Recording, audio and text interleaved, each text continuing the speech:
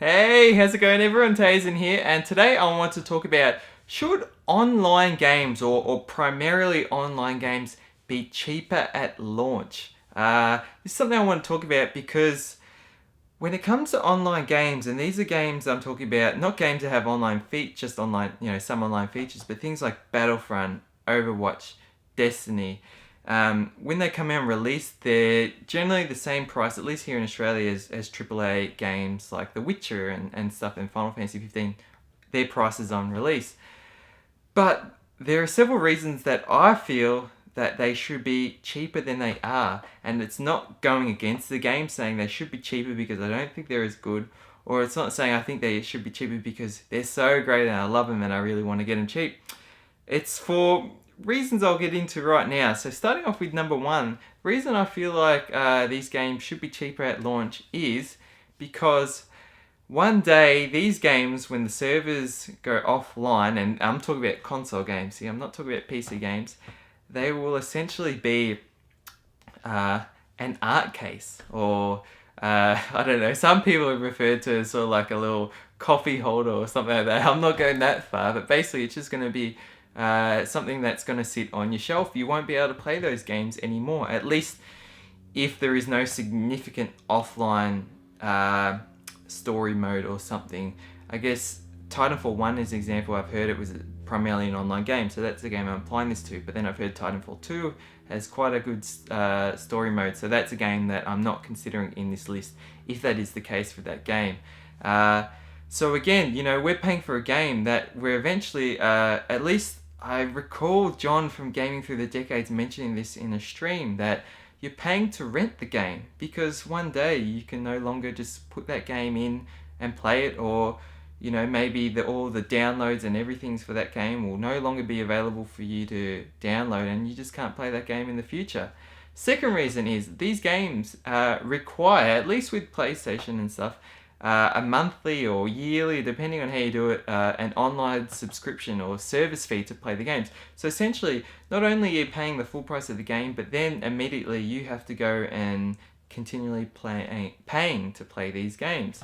And that obviously adds a lot more, by the end of it. If you're getting a subscription just to play that game, then you're actually paying quite a lot for it. And third reason is that these games have eventually, at least with many of them, DLCs and expansions that come out that actually cost quite a lot. So Destiny is a prime example.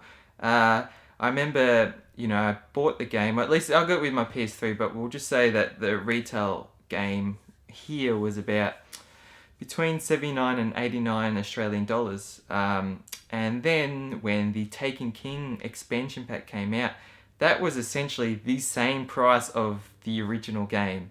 And I'd say it was smaller than the original game, but still, that is a significant amount too. So you think about all these costs that are coming, adding up for these games. And these developers are making money through these. So I feel like, if I'm putting all this money into a game, Battlefront is an awesome example. When it first came out, fully priced, and then there was like over a $100 season pass for the game. And that turned me off the game instantly. I was like, I'm buying this game. It's not a full game in its own right because it's not something I can just put in and play offline like the original Battlefront, and then I got to pay essentially more than the actual cost of the game for a season pass. I was like, I can't afford this, I would rather just wait until hopefully all of it's released, and maybe they come out with a definitive edition, or by then getting the actual original game is much cheaper, and then the season pass maybe on special or something, which I've seen recently. And then it's actually something that I can afford to buy the game and all its content, as well as support or pay for the game online.